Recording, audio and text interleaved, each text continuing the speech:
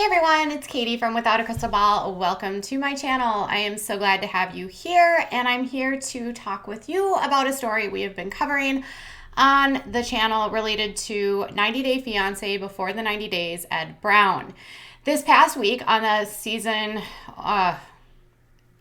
second to the last episode, I believe the season finale is next week, Ed Brown and his friend Rose parted ways after Rose said that she was fed up with his behavior. During their breakup, Rose outlined a number of things that he had done during their time together while he was visiting her in the Philippines. She said that she was not treated well by him, that he wasn't respectful to her, that he put no effort into getting to know her son or her family, was disrespectful to her family, had asked her to shave her legs, made her take a test, and also had insulted her about her breath, despite the fact that she has what's an ulcer, which she says caused her issues with her breath. Ed, for his part, did not apologize nor seem to even understand that he had any culpability, at least the way the editing played out. Instead, he was more shocked that she didn't want to marry him. And throughout the entire season, he seemed to think as though that because he had this proverbial, golden ticket of a green card to the United States, that would be enough for her. He claimed that it had been more than 28 years since he had been in a relationship. And he said that he couldn't believe that she would let him go. The final scene we saw of him is saying that he thought that maybe she needed some more time, which I highly doubt is the case. In fact, when Rose departed, she said that at some point she hopes that he will learn from things, not treat people like this, and that one day she will find her king. Rose has been rising in fame and has been rising in she's become the queen, let's just say, of this season, and her YouTube channel has now surpassed 100,000 subscribers. She has surpassed Ed in views or in followers on Instagram, and it's clear that the tides have shifted dramatically from Ed to Rose. Ed has been all over Instagram. He's been hosting lives nonstop, going live almost daily, where he speaks with fans and goes live with them, and has been demonstrating some perplexing behavior to fans because of his choice of going live with young women. And I'm not talking about the ones that are in their 20s. One of the most recent comments he made on an Instagram live was he told a 13-year-old that she should brush her teeth to make her breath smell pretty. And it's had a lot of people start to sort of question what's going on. Well, in the middle of all of that, a woman named Lorelai Clemens took to TikTok to bravely come out and state that Ed had done things to her in the past. In a series of TikTok videos, she came out as Lorda Keat and shared that she previously worked with Ed, had an NDA, and because of the NDA had been fearful about speaking about what happened. She claims that he had done things both physically and verbally to her, and that it was over the span of 9 months while she was working as an intern for the company in which he worked for, and Ed was her mentor. Well, a couple days ago, she sat down with the Daily Soap Dish, and I shared some information. I shared part of their interview with her. Once I realized and was able to find her on Instagram shortly after she released the TikToks, I followed her and she followed me. I then reached out to her yesterday after she did her interview with Daily Soap Dish and shared with her that I too have a background where I don't remember what happened to me, let's just say, and I woke up the next day completely disoriented. And I have a huge heart for people that go through this, and I like to give any sort of person that's making these claims a platform and a place to land where they will be treated with dignity and respect. She responded and agreed to speak with me, and tomorrow I will be doing an interview with her, which I will publish on my channel.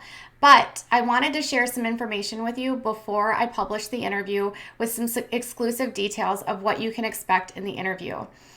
So she came out on Sunday. That's when Daily Soap Dish actually published their article, and I spoke with the writer and the individual that interviewed her from Daily Soap Dish He had let me know about the article and wanted to pass it on to me to pass along to other people. Now, I want to note before I make any claims, Ed has not said anything. He has not addressed these allegations in any way, shape, or form. He also says that he also has gone radio silent. So after she went public, Ed had been on a live stream and some inappropriate content was shared, and I did a video about that on Sunday.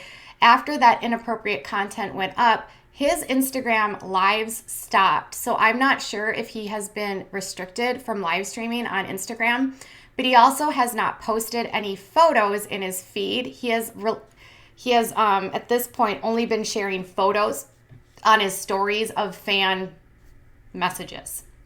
He hasn't publicly addressed the interview from Daily Soap Dish, and he also hasn't said anything in a live, and he hasn't gone live, so I think he might have gotten in Instagram trouble. So, or else TLC told him to shut up. I don't know. I don't even know if that's true, but that's just my speculation. Okay. So I had emailed her a series of questions yesterday. She had asked me to send her some questions and she would answer them. Tomorrow we'll be going a little bit more in depth, but I want to give you the answers to her questions.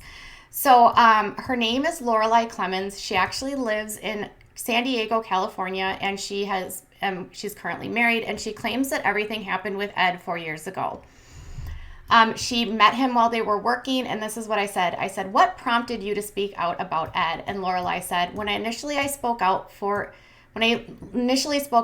years ago about what he did to me, it ended a bit ugly, and he essentially was able to continue his manipulative behavior.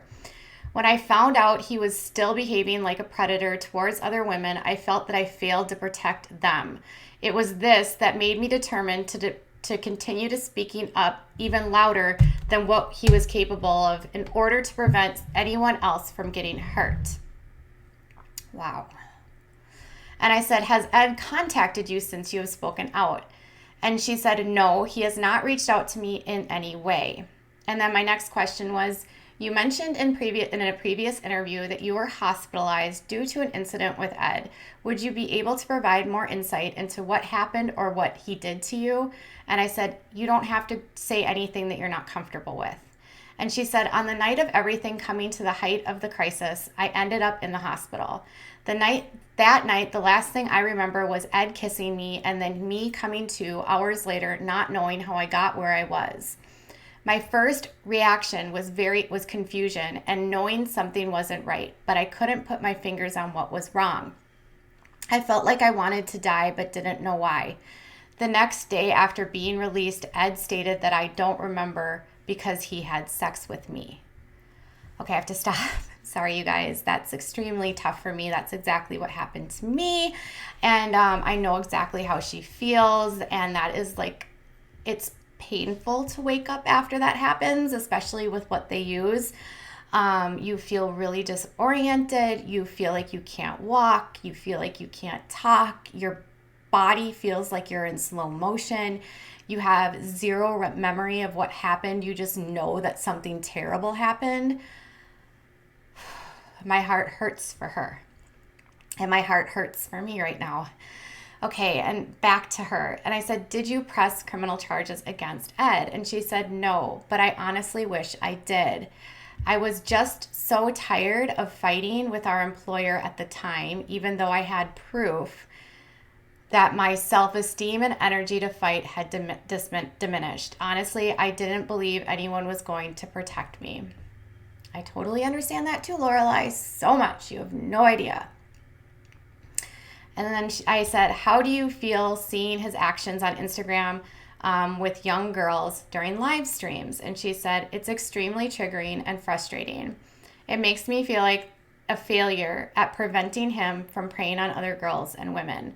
That is why I want to speak louder than ever." And I said, "How many times would you say he physically did this to you?" And she said, "It's really hard to put an exact number on it because I was being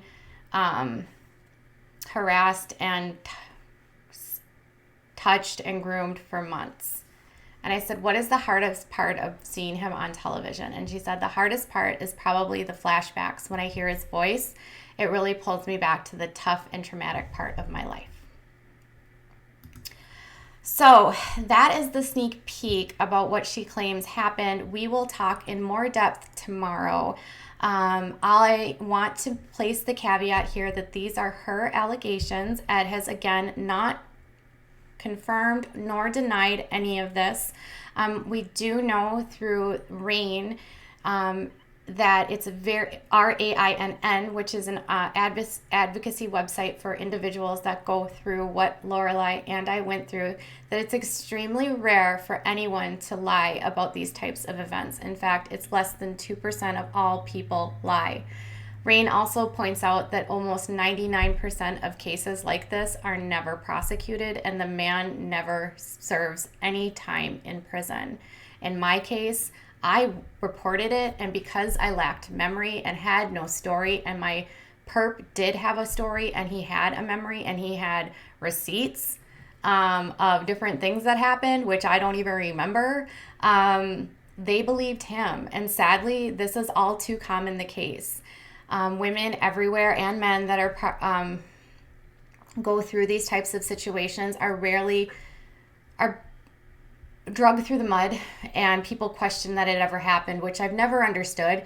If someone has their car stolen, you wouldn't say, I don't believe you. If someone had their a bank was robbed and the bank said we were robbed, you wouldn't suggest that that didn't happen to them. Yet when it comes to these types of situations and crimes, we are always second guessing the people that are involved.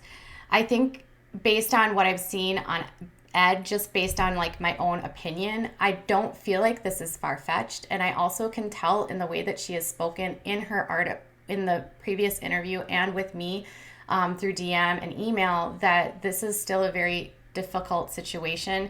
And on Instagram, she did say that she suffers from PTSD, which is also something I was diagnosed with after my incident in 2007.